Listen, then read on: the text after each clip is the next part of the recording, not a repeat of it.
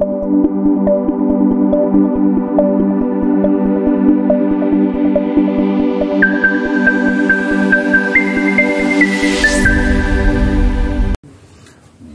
bonsoir à tous, chers monsieur et madame, où là vous regardez ces vidéos-là, bienvenue sur votre chaîne YouTube, Ange Chrétien Télévision. Je suis Brandon qui fait des vidéos. Là, j'ai invité un pasteur Mike. Voilà, bonjour, pasteur Mike. Bonjour, Ange Gardien, Brandon, okay, comme j'aime bien t'appeler. Merci. Là, on est à l'église Assemblée de la Rochette, ça, à Melun. Et surtout, n'oubliez pas de s'abonner à notre chaîne YouTube, Ange Chrétien Télévision. Et surtout, aimer la page Facebook de Ange Chrétien Télévision. Là, on va parler d'un sujet sur la vie chrétienne, hein, pasteur Mike. Oui. Voilà, vie chrétienne. Première question, comment on devient chrétien? Ouais, merci pour la parole et merci pour la visite encore, d'être encore une fois de plus parmi nous, ici à l'Assemblée de la Rochette, non loin de la gare de Melun. Je m'excuse. Chrétien, en gros, chrétien, c'est un concept qui a vu le jour dans notre siècle. C'est-à-dire, à l'époque des apôtres, à l'époque de Jésus-Christ, voudrais-je dire, on ne nommait pas les gens les chrétiens. Il y a ceux qui appelaient le fait d'être chrétien, en gros, ils les appelaient la religion des Juifs. Mais si nous pouvons bien éclaircir la chose, nous pouvons réellement prendre une écriture dans le livre de Actes des Apôtres. Acte 11, verset 26. Il est dit ceci, je lis. Et l'ayant trouvé, il l'amena à Antioche pendant toute une année. Ils se réunirent aux assemblées de l'église et ils enseignèrent beaucoup de personnes. Ce fut, voilà ce que je cherche, ce fut à Antioche que pour la première fois, les disciples furent appelés chrétiens. Donc par là, nous voyons que les chrétiens, avant cette journée-là, ils ne s'appelaient pas chrétiens. On les a appelés chrétiens, c'est pour la première fois dans Antioche. Voyez-vous, à Antioche. Alors, Barnabas, il était à la recherche de Saul de Tarse. Alors, quand il est arrivé à Antioche, vous allez comprendre que ils ont parlé et ils ont nommé les chrétiens, les disciples chrétiens, parce que leur façon d'être, leur façon de vivre était comparable à Christ. Alors, aujourd'hui aussi, si nous sommes appelés chrétiens, c'est parce que les disciples d'Antioche ont été nommés ainsi, et cette nomination, cette façon de nommer les disciples a vu les jours, ces jours-là à Antioche, jusqu'à ces jours. Mais en soi, tout enfant de Dieu qui croit, parce que l'Écriture dit, à celui qui croira et qui sera baptisé, la première des choses, c'est d'abord croire.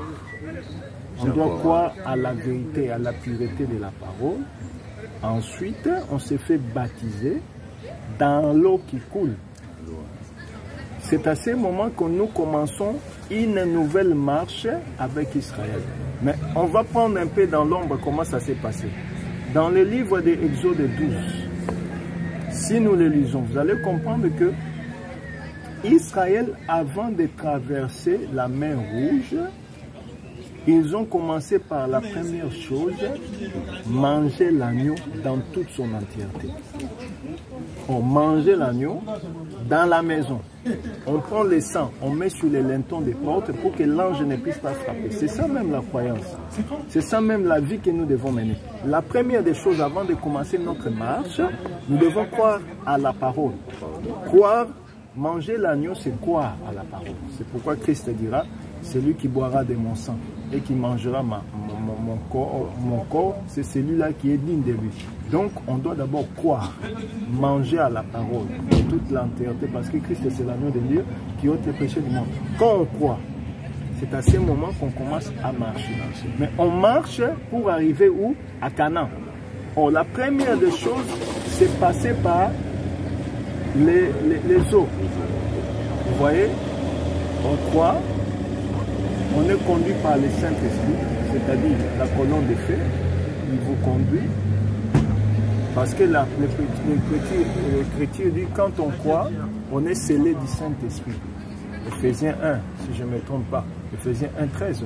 On est marqueté du Saint-Esprit comme étant un sceau. On croit à la parole, on entre dans les eaux, on commence une marche avec Jésus-Christ. C'est ainsi, vous voyez que Israël, qui a été réellement préfigurative, c'est elle qui parlait un peu de l'exemple de l'Église aujourd'hui.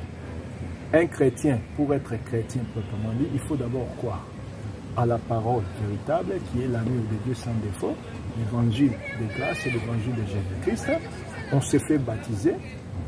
Ensuite, on est couronné, c'est-à-dire on est oint par la colonne. C'est la colonne qui va maintenant te conduire. Tu n'es plus conduit par les passions, tu n'es plus conduit par les désirs de la chair, tu es conduit par la colonne de feu qui est réellement le symbole du Saint-Esprit. Et cela va t'amener jusqu'à Canaan. Canaan, c'est quoi? Le paradis, l'éternité. Donc, en gros, si on peut dire, on ne devient pas chrétien. Parce qu'aujourd'hui, tout le monde peut se nommer chrétien. Mais on est né enfant de Dieu. On est né enfant de Dieu. Parce que l'Écriture nous dit, ceux qui ont été prédestinés, il les a aussi appelés. Donc, on croit d'abord à la parole parce qu'on avait été arrangé dès avant la fondation du monde qu'on va croire. C'est pourquoi vous voyez aujourd'hui, tu peux prêcher quelqu'un, il fait la tête dure, il fait l'incrédulité d'une dimension extrême. Il n'est pas fait pour ces choses, même si tu forces. Même si vous le nommez chrétien, il ne sera jamais chrétien parce qu'il n'est pas prédestiné à ces choses. Mais nous, il nous avait déjà choisis et il a fait que nous puissions réellement vivre cette parole en étant sous le soleil. C'est pourquoi je dis ceci que les premiers chrétiens, je prends un exemple avec Pierre. Pierre, avant de régner le Seigneur, on a vu Pierre, on a regardé Pierre. Il était là assis. Et les gens qui étaient là aussi observaient Paul et Pierre, ils observaient aussi Jésus-Christ en disant, c'est lui-là, il est aussi comme Jésus. On dit, ah, toi, tu es aussi comme lui. Non, je ne suis pas comme lui. D'ailleurs, je ne le connais pas. Il dit, non, ah, voilà, tu parles même comme lui. Il dit, non, je ne le connais pas. Ah, tu es même habillé comme lui. C'est-à-dire, quand quelqu'un est enfant de Dieu, même s'il ne le dit pas, sa façon d'être, sa façon de vivre peut confirmer que celui-ci c'est un chrétien. Donc on ne devient pas chrétien, mais on est né chrétien, on est né enfant de Dieu et la chrétienté qu'on nous parle, qu'on nous dit aujourd'hui, c'est les hommes qui les ont donnés. Ils ont vu leur façon de vivre, leur façon d'être, ils les ont nommés ainsi. Mais en soi, un chrétien, c'est un vrai enfant de Dieu. Or, un enfant de Dieu n'est pas choisi, il n'est pas devenu, mais il a été enfant de Dieu depuis l'éternité. Donc voilà, donc ce n'est que les hommes qui ont un peu nommé la chrétienté ou chrétien, mais en soi, un chrétien, c'est un enfant de Dieu qui a été prédestiné dès avant la fondation du monde. En gros, si on peut appeler ainsi, c'est-à-dire, quand on t'appelle chrétien, on veut simplement dire, il est comme Jésus-Christ. Il vit comme Jésus-Christ. Il parle comme Jésus-Christ. Or, être comme Jésus, c'est être comme la parole. Parce que Jésus-Christ est la parole. Au commencement était la parole, et la parole était avec Dieu, et la parole était Dieu. Donc, vivre conformément à la parole, c'est être enfant de Dieu, autrement dit, chrétien. Vous êtes des chrétiens, ne croient pas en Jésus, disent chrétiens, bon. Après... c'est pourquoi je dis que ce sont des concepts. La vie chrétienne n'est pas une vie de concepts, mais c'est une vie pratique. La parole nous dit, on les avait vus ainsi, c'est pourquoi on les avait nommés chrétiens, parce que leur vie était identique à Christ.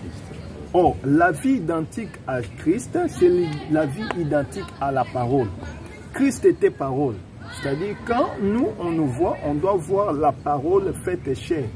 La parole dans la vie de mon bien-aimé Brandon. Quand je vois mon bien-aimé Brandon, je vois Christ en lui. Ce n'est pas lui. C'est pourquoi la parole dit, l'apôtre Paul dit, ce n'est plus moi qui vis, mais c'est Christ qui vit en moi.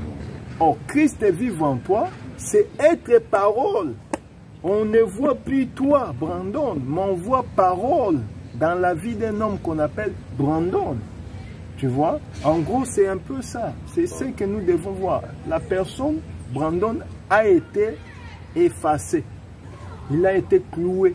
Et c'est Christ qui apparaît. C'est pourquoi l'Écriture dit, laisse que moi je sois effacé et que toi tu sois, que tu apparaisses. Donc toi ta vie est passée, elle est morte avec Adam. Ta vie présente a été sauvée avec Jésus-Christ. Donc on ne voit plus Brandon, mais on voit maintenant Christ dans Brandon. C'est pourquoi on appelle frère bien-aimé Brandon. Parce que tu es le bien-aimé de la parole, bien-aimé de Christ, bien-aimé de la pureté de la parole. Okay. C'est bon. Deuxième question, la vie de prière est-il importante pour les chrétiens? Ben, il y a plusieurs écritures qui témoignent cela. Nous pouvons réellement prendre une écriture vite fait. Prenons par exemple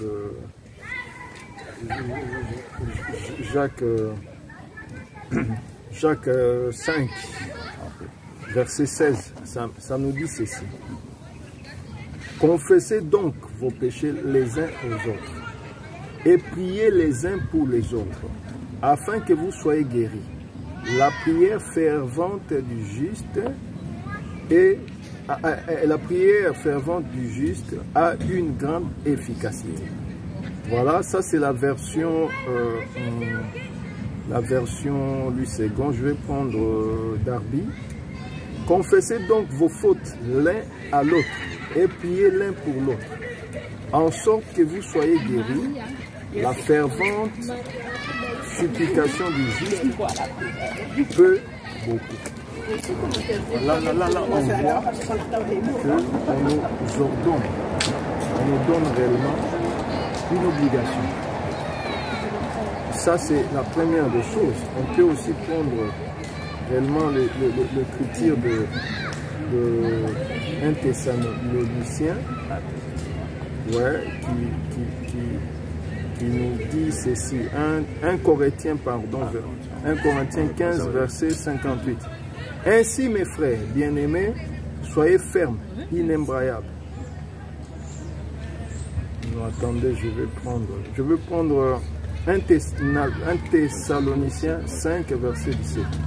L'Écriture nous dit, priez sans cesse. Voyez-vous, Dieu lui-même, Jésus-Christ, il nous donne cette obligation, cette recommandation de prier sans cesse. C'est-à-dire, on ne peut pas être nommé enfant chrétien sans avoir une vie de prière.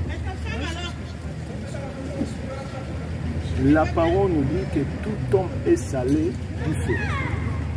Comme tu es là, remarque dans l'offrande, dans toute offrande dans Lévitique, on mettait les sels pour que ça puisse donner la saveur. Pour les sels, c'est le Saint-Esprit. Tout homme qui a le Saint-Esprit a réellement la capacité de prier.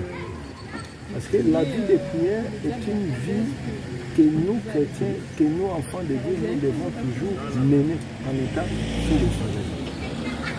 Remarquez, Christ avait comme cette habitude de monter à la montagne et aller prier.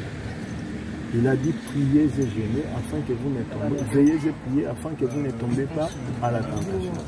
Car la chair est faible, l'esprit est bien disposé. Un homme esprit doit toujours se donner à la prière. Parce que la prière, c'est la vie, c'est la force.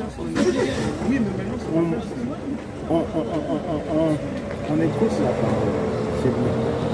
Et je vais préciser une chose. Pour bien prier, il faut maîtriser la parole de Dieu. Parce que la prière, c'est répéter réellement la parole. C'est supplier Dieu au travers de ce qu'on a comme enseignement. C'est pourquoi il y a des gens qui prient et qui prient mal. Parce qu'ils n'ont pas un bon enseignement. Israël priait parce qu'il était attaché à l'enseignement de Moïse. Tout ce que Moïse lui donnait comme enseignement, c'est ce qu'il répétait auprès de l'Éternel. Et remarquez qu'il priait en disant le Dieu d'Abraham, le Dieu d'Isaac et le Dieu de Jacob. On parlait des dieux d'Abraham. Abraham, c'est le sacrificateur. Jacob, c'est l'autel. Et Isaac, c'est le sacrifice.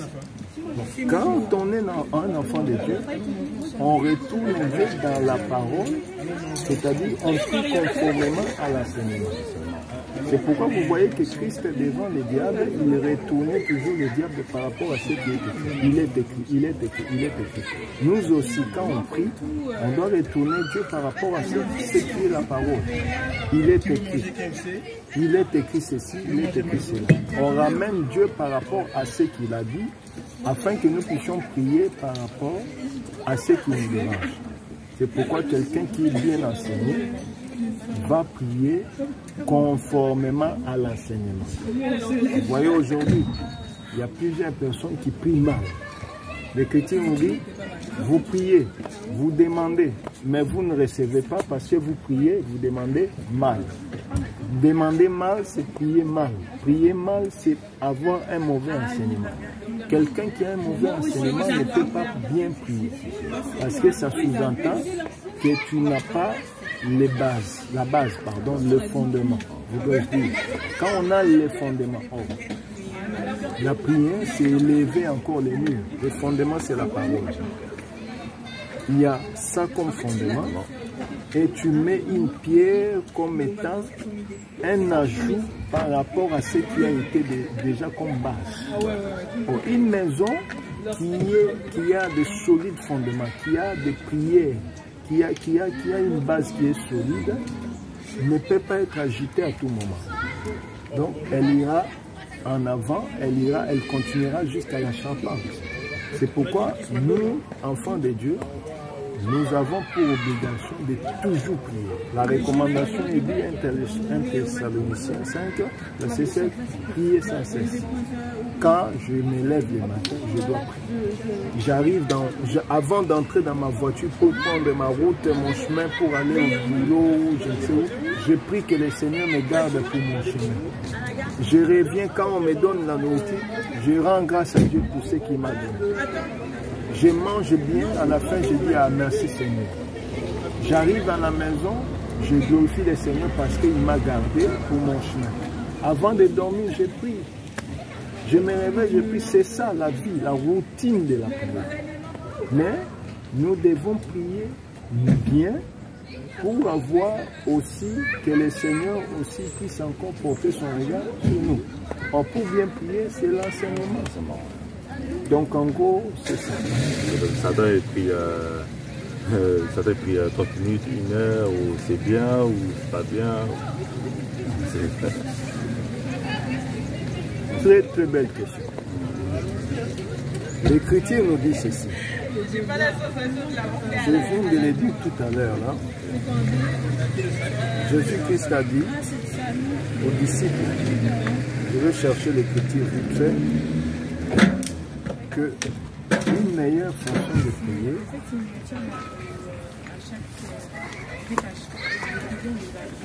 La meilleure façon de prier, c'est prier 1 heure. C'est-à-dire, quand je parle de 1 heure, c'est pas moi qui l'ai dit.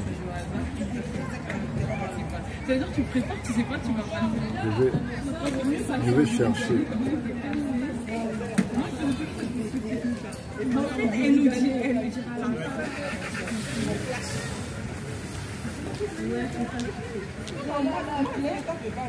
L'Écriture nous dit ceci. Je vais vite prendre. Je recherche. Je prends Matthieu 26, verset 40. Et il vint vers les disciples qu'il trouva endormis. Et il dit à Pierre, vous n'avez donc pu veiller 1 heure avec moi. C'est simple. Jésus-Christ donne les heures déjà pour prier. Donc la prière véritable commence par 1 heure. Si tu fais 2 heures, 3 heures, c'est bien. Mais la meilleure des choses, pour bien prier, il faut commencer pendant 1 heure. C'est pas moi qui l'ai dit, c'est Jésus-Christ. Excusez-moi. Donc, les disciples étaient endormis. Jésus-Christ vient dire, mais comment vous ne pouvez pas prier pendant 1 heure? Donc, il leur martèle pour leur dire ceci que la meilleure façon de prier, c'est 1 heure. C'est-à-dire, quand tu te mets à prier, quand tu pries moins d'1 heure, pour Jésus, tu n'as pas prié. Ah oui, mais il y a des prières. Par exemple, des prières pour manger, on ne peut pas prier 1 heure. Oui, pour manger, c'est l'action de grâce. D'ailleurs, on ne prie pas parce qu'il y a aujourd'hui une culture. Certaines personnes chassent même les démons dans la nourriture. Non. Dans la nourriture, on rend grâce à Dieu. Seigneur Jésus-Christ, quand on l'a présenté la nourriture, il rend grâce à Dieu. Seigneur, merci pour ce que tu m'as donné. Ça, c'est rendre grâce à Dieu. Ça ne peut pas faire 1 heure. C'est une prière d'action de grâce. Voilà, quelques minutes, tu rends grâce à Dieu parce qu'il t'a donné ces mets que tu vas mettre dans ton estomac, ainsi de suite. Ça, c'est bon. Mais la prière, quand on se met à prier pour trouver une faveur, pour trouver une grâce, pour avoir une solution, pour avoir un résultat positif à ce que l'on fait, on doit commencer d'abord par 1 heure. Et ainsi, si l'esprit t'amène dans d'autres appartements ou dans d'autres chambres, tu peux continuer 2 heures, 3 heures, ainsi comme l'esprit va te diriger. Mais la base, le fondement est d'abord 1 heure. Quand tu ne pries pas 1 heure, ce que tu fais, ce n'est pas réellement accomplir la réalité biblique. On a dit ça avec vous. Donc, mon frère Brandon, comme vous êtes là avec nous, et comme nous avons donné ces versets, si tu ne l'accomplis pas, c'est que tu ne fais pas réellement la parole. Parce que la parole, Dieu ne tient pas compte du temps de l'ignorance. Comme tu le sais, donc quand tu es chez toi à la maison pour prier, il faut commencer à prier 1 heure. Ah, 1 heure, pas moins. Pas moins. Ben, on a lu avec vous. Ouais. Oui, pouvez-vous pas prier pendant 1 heure? La prière pour prier, c'est-à-dire pour que Dieu, tu as un problème quelconque, tu as un problème au boulot, on t'a viré sans préavis, sans motif, tu viens comme ça, mise en pied. Tu veux que le Seigneur fasse quelque chose, tu entres dans ta chambre, tu commences à prier 1 heure d'abord, et Dieu va te conduire 2 heures, 3 heures, 2 heures et demie, 1 heure et demie, ainsi de suite. Mais la première des choses, on prie 1 heure. Quand tu pries et le Seigneur te révèle encore qu'il faut entrer en jeûne, c'est à ce moment que tu dois entrer en jeûne par rapport au problème. Et la prière, le jeûne est toujours accompagné de la prière. On ne peut pas faire un jeûne sans prière. Ça, c'est une grève de faim. C'est comme ce que les prisonniers font dans des prisons. Quand ils sont en colère, ils ne mangent pas. C'est ça la grève de faim. Mais quelqu'un qui gêne doit toujours accompagner son jeûne, accompagné de la prière. C'est-à-dire, tu pries et tu gênes. Ensuite, tu médites la parole. Parce qu'Israël, les modèles qu'on a aujourd'hui, c'est les modèles qu'on a copiés à Israël, qu'on a pris à Israël. Israël ne peut pas faire une prière sans lire la loi, et sans prier. Donc on gêne en lisant la loi et en rappelant Dieu selon ce qui est écrit dans la loi, c'est ce qu'on appelle prière. Donc dans la vie chrétienne, dans notre marche pour arriver à Canaan, on doit prier, on doit gêner, on doit méditer la parole. Donc en gros c'est ça. Ok, d'accord. Bon, question suivante. Les chrétiens doivent-ils lire la Bible tous les jours? Bien sûr que oui. Ça même avec les yeux fermés, on affirme cela. La parole. Dans la loi de ce monde, on ne peut pas juger quelqu'un sans lui présenter la loi. C'est-à-dire ce qui est présenté, ce qui est écrit.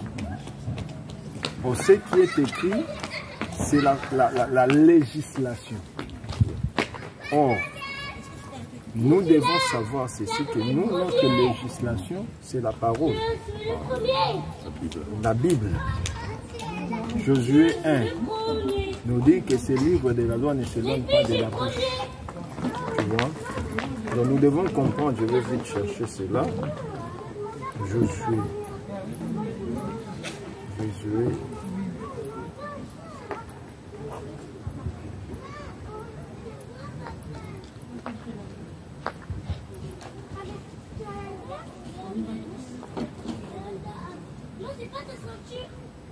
Josué nous dit ceci.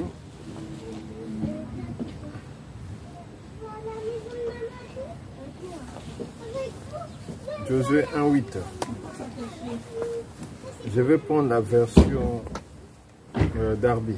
Que ce livre de la loi ne s'éloigne pas de ta bouche, et médite-les jour et nuit, afin que tu prennes garde à faire selon tout ce qui est écrit, car alors tu feras réussir tes voies et alors tu prospéreras. On voit ces choses. Alors, Israël ne pouvait pas laisser la loi, parce que la loi accompagnait Israël dans tout ce qu'il faisait. C'est pourquoi même les peuples barbares, les peuples du désert, les autres nations, les autres peuples craignaient Israël. Ils avaient la crainte d'Israël, la peur d'Israël, parce qu'ils voyaient qu'Israël avait un Dieu puissant.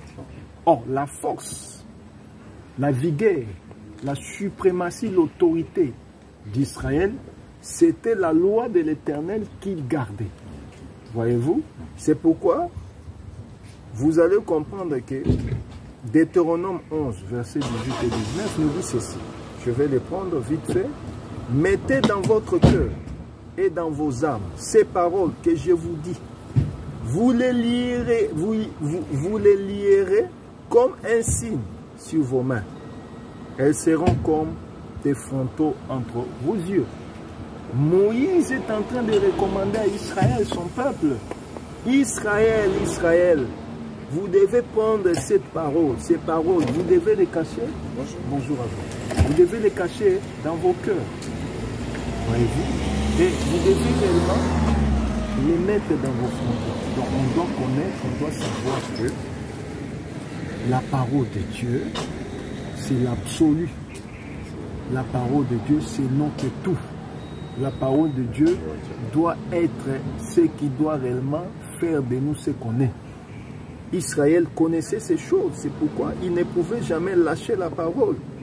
Ils ont même dit un jour, vaut mieux obéir à Dieu qu'aux hommes, parce qu'ils savaient que Dieu, c'est leur tout, leur vie, leur façon de vivre, c'est la parole.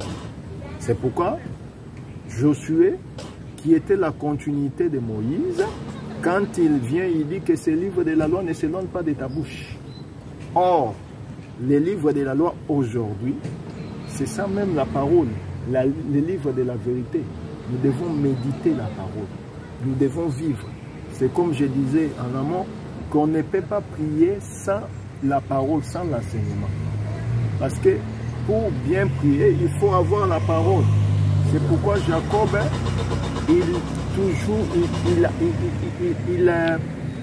il attrapait Dieu au travers de sa parole.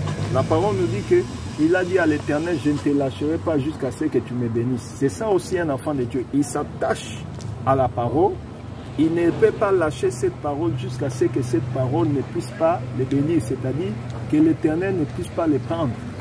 L'Écriture nous dit que nous devons attacher cette parole, les lier dans nos mains. C'est comme si on est condamné. Donc un enfant de Dieu, c'est un esclave de la parole. Il ne peut rien faire sans parole. C'est ce que je disais tout à l'heure. Jésus rappelait toujours au diable qu'il est écrit. Parce que la parole était en lui. Lui était parole. Et cette parole, c'était lui. Alors il disait, il est écrit. Il est écrit. Nous aussi, pour réellement réfuter tout mauvais enseignement, réfuter tout ce qui nous arrive dans nos vies, nous devons avoir la parole qui va nous donner la capacité de réfuter les mots, de réfuter les mauvaises choses qui peuvent nous arriver et de confirmer l'absolu qui est cette parole. Je vais vite prendre un autre verset, toujours pour soutenir un peu ma thèse ou ma pensée. Je vais prendre...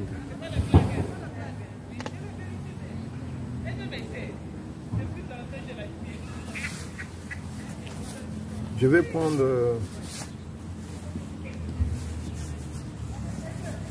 vais prendre Luc, verset 11, Luc chapitre 11, verset 28. Il est écrit ceci. Et il répondit, errez plutôt ceux qui écoutent la parole de Dieu et qui la gardent. On ne peut pas vivre, mon frère, sur cette terre sans parole. Avant de vivre, nous devons aspirer et respirer. Oh, la respiration d'un enfant de Dieu, c'est sa parole, la parole de Dieu.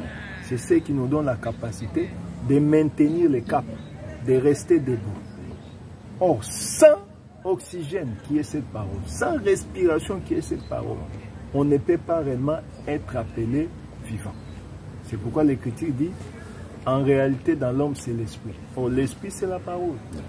Quand la parole est en toi, tu peux tout faire en accord avec la parole. Et cette parole, ça sera ta vie.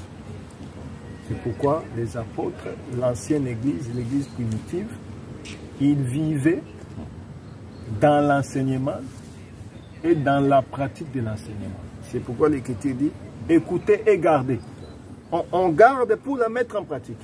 On ne peut pas garder quelque chose pour qu'on ne puisse pas réellement en profiter. Le profit que nous avons, c'est avoir la parole. On la garde pour la mettre en exercice, en pratique. Et l'exercice de cette parole, c'est la praticabilité de cette parole. C'est pourquoi il est écrit, montre-moi ta foi et moi je te montrerai les œuvres.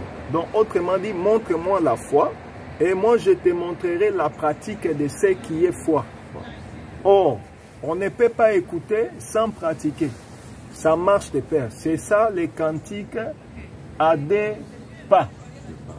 On écoute, on pratique. On écoute, on pratique. On écoute, on pratique. C'est ça la danse. Parce que la prédication, la parole est une danse. Qu'on danse à des pas. Écoutez, pratiquez. Écoutez, pratiquez. Écoutez, pratiquez. Donc en gros, c'est ça. C'est bon enseignement. Bon, dans la question, les chrétiens doivent-ils aller à l'église locale?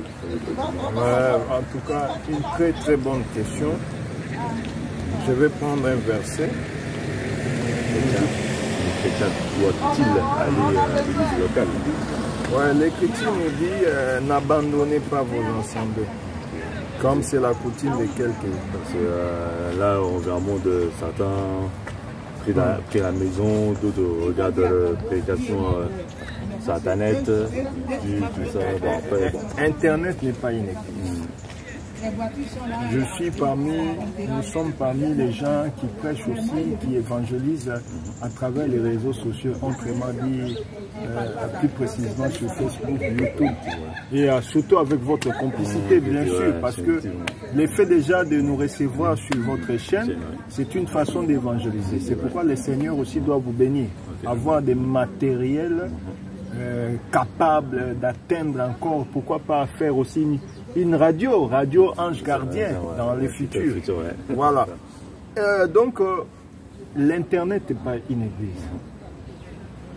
Il y a plusieurs personnes aujourd'hui. Nos églises sont abandonnées. Elles sont livrées à elles-mêmes parce que plusieurs personnes ne viennent pas pour X raisons, Y raisons. Mais en réalité, si nous venons à l'église, nous ne venons pas à l'église pour un homme. Nous ne venons pas à l'église pour voir les pasteurs ou pour montrer comment on est habillé. Parce qu'aujourd'hui, dans plusieurs églises de Paris, si tu vas, tu trouveras quelqu'un qui a 14 vestes à la maison. Tu lui demandes, tu ne viens pas à l'église, je n'ai pas d'habit pour m'habiller. Mais tu entres dans son placard, il a au moins 14-20 vestes. Mais il veut aller à l'église parce qu'il a fait 14 cultes ou 20 cultes. On a vu son vêtement là qu'il a porté, donc il ne veut plus aller. Il attend jusqu'à ce qu'il achètera une nouvelle veste pour aller à l'église. Ce sont des païens. Or, l'église, on n'est pas pour montrer son habillement. Dieu n'a pas besoin de ton vêtement. Mais il veut que tu puisses accomplir la parole. Or, la parole nous dit, habille-toi avec pudeur. Quand tu es déjà habillé en pudeur, avec pudeur, et tu vas pour adorer le Seigneur, c'est une bonne chose. Donc, je retourne à ce que je voulais dire tout à l'heure. Je prends Hébreux 10, verset 25. Il nous dit ceci, je cite, n'abandonnons pas notre assemblée, comme c'est la coutume de quelques-uns, mais exhortons-nous réciproquement, et cela d'autant plus que vous voyez s'approcher le jour. Ça, c'est la version du serviteur. Je vais prendre une autre version. Martin, ne quittant point notre assemblée comme quelques-uns ont la coutume de faire, mais nous exhortons l'un l'autre, et cela donc d'autant plus que vous voyez les jours s'approcher. Je prends Darby.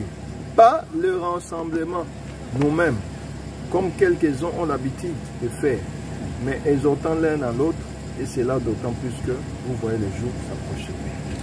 L'Écriture nous dit que nous ne pouvons pas abandonner nos assemblées. Aujourd'hui, vous allez comprendre que les églises, ce n'est pas infantile. Si nous voulons voir l'église, nous devons retourner à ce qui se faisait avec les apôtres. Nos frères apôtres, nos aînés qui nous ont précédés dans ces choses. Comment était organisée l'église? Je pense que dans les jours qui viennent, nous allons entamer un peu un enseignement sur l'ordre dans l'église locale. Comment l'église doit fonctionner. Qui doit être dans l'église. Qui doit prier, qui ne peut pas prier. Et toutes ces choses seront une bénédiction pour l'église corps. Et remarquez que là, le frère Paul, il exhorte aux frères de l'église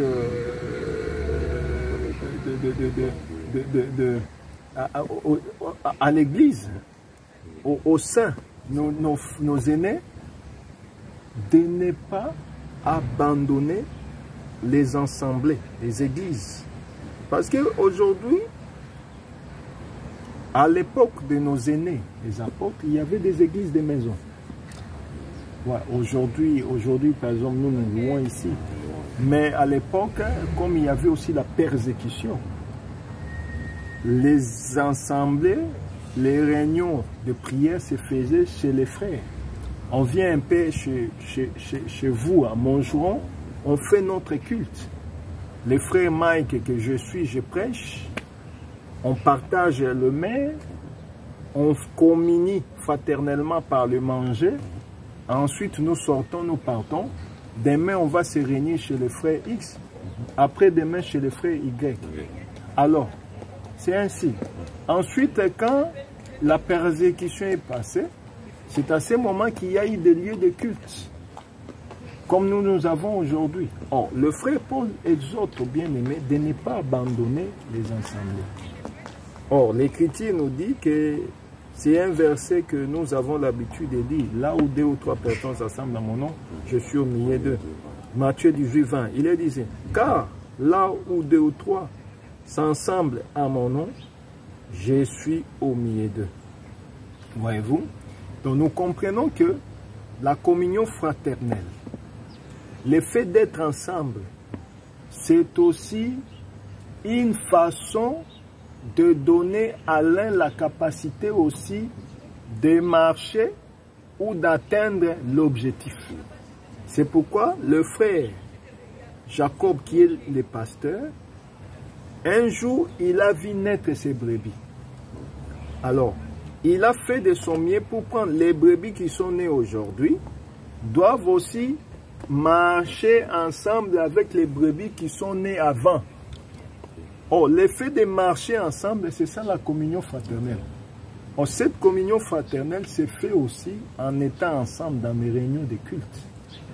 On se partage. Le frère Bandam a un souci, par exemple, de la voiture. Ah, mon frère, soutiens-moi, j'ai un problème. Je cherche un véhicule, prie pour que ton Dieu ou notre Dieu puisse un peu me donner une voiture. Je prie pour toi que le Seigneur fasse de son mieux pour te donner une voiture. Et quand tu as une voiture, tu témoignes. Ça fortifie les uns, ça fortifie les autres. Mais on ne peut pas rester derrière l'Internet pour dire Amen. Quand on prêche Amen, l'Internet n'est pas une église. Facebook n'est pas une église. YouTube n'est pas une église. Snap n'est pas une église. TikTok n'est pas une église. L'église, c'est d'abord toi. L'église, c'est d'abord moi. Parce qu'il a dit, vous êtes les temples du Saint-Esprit. Mais, ensuite, nous nous communions ensemble pour que nous puissions former. Parce que, quand on s'assemble, le don que tu as, moi, je n'ai pas. Ton don travaille aussi pour que mon don travaille. Par exemple, toi, comme tu es là, tu as le don de parler en langue. Et moi, j'ai le don de l'interprétation. Tu pries chez toi, qui va interpréter? Mais on est ensemble, on prie, tu parles en langue, et moi j'ai le don d'interprétation de la langue. Quand tu pries, moi j'interprète. C'est pour l'édification des saints. Donc on ne peut pas abandonner son église, rester à la maison pour suivre les cultes en ligne. Oui, les cultes en ligne ont pris son ampleur depuis le Covid. Mais le Covid est fini, revenons dans nos églises et prions. Ce n'est pas pour enrichir les pasteurs. D'ailleurs, on est déjà bien avec les paix que nous sommes en Europe. Nous avons ce qu'on peut, ce qu'un homme peut avoir. Ça doit travailler. Oui, on travaille aussi. Oui, on fait, parce que l'apôtre Paul, il faisait ses tentes. Nous faisons quand même nos tentes. Et nos tentes nous permettent d'avoir un peu ce qu'on peut avoir. On est déjà bon. On n'a pas besoin de votre argent pour s'enrichir. Mais on a besoin de votre âme pour que vous soyez sauvés, que les derniers jours, au moins que vous ayez une vie éternelle, au lieu que vous puissiez vivre dans l'effet éternel, dans la gêne éternelle. C'est pourquoi, n'hésitez pas à venir écouter là où il y a la bonne parole, la pure parole, afin de se compléter, afin de prier pour que l'Éternel soit aussi une fois glorifié pour la gloire de Jésus-Christ. Je vais paraphraser, je vais prendre un témoin encore. Acte 2, verset 1. Le jour de la Pentecôte, ils étaient tous ensemble dans un même lieu. Il faut toujours prier ensemble. Je prends un troisième. Acte 16, 16. Comme nous allions au lieu de prière, une servante qui avait un esprit de python et qui, en devinant, procurait un grand profit à ses maîtres, vint au devant de nous. Voyez-vous? Les apôtres partaient pour prier. Ils partaient dans leur lieu où ils devaient se réunir pour prier. Mais il y avait une femme qui avait l'esprit des pitons. Donc, pour aller prier, nous sommes aussi recommandés d'être ensemble, comme nous sommes ici dans l'Assemblée de la Rochette. Nous prions les uns des autres pour glorifier, pour aussi, une fois de plus, accomplir l'Écriture. Le Seigneur fera grâce au travers de la prière de X et Y pour que nous puissions aussi voir la main et la gloire de Dieu dans ce que nous faisons. Voilà, bon, le ciel est amené, c'est édifiant, voilà. Que une conclusion, il faut avoir une prévue de prière, puis, comme dit la pasteur Mike. Et après, il faut lire la Bible, tous les jours, matin, midi, soir, après. Et puis, pour aller à l'église, très important. Pas regarder sur Internet, YouTube, tout ça, parce que après la maison, bon, après bon, c'est bien prier à la maison, mais après, il faut aller à l'église aussi. Pasteur. Ouais, vraiment, c'est ça. Et surtout, je vais plaigner une chose. Dans la vie, hier, j'ai rencontré une personne que j'ai évangélisée dans le train. Et cette personne me dit qu'il est fatigué de tout ce qu'il entend, de pasteurs, il préfère rester chez lui et ne pas prier parce qu'il est fatigué de la vie des pasteurs, ils attendent ceci. Les pasteurs, la vie d'un pasteur ne peut pas t'empêcher de glorifier ton Dieu. Ces pasteurs-là que tu pointes du doigt, ou cet homme de Dieu-là que tu pointes du doigt, peut aussi réellement se convertir pour des vôtres. Et le Seigneur prépare pour lui une place, c'est-à-dire il voit Canaan. Pendant que toi, tu ne vois que ce que lui avait fait dans le passé. Voilà. Donc j'exhorte à mes bien-aimés que la vie de X ou Y ne soit pas une façon pour toi de t'empêcher pour aller vraiment. Merci.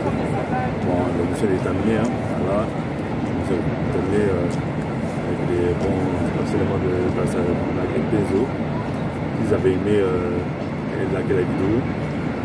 La vidéo et laissez un commentaire sur la vidéo et puis n'oubliez pas de s'abonner à notre chaîne YouTube Ange Télévision et puis surtout notre page Facebook Ange Télévision et la page Facebook. Bon, dernier mot, pasteur, ou dernier à dire. Que le Seigneur bénisse tous ceux qui nous suivent et surtout ceux qui nous soutiennent de loin ou de près.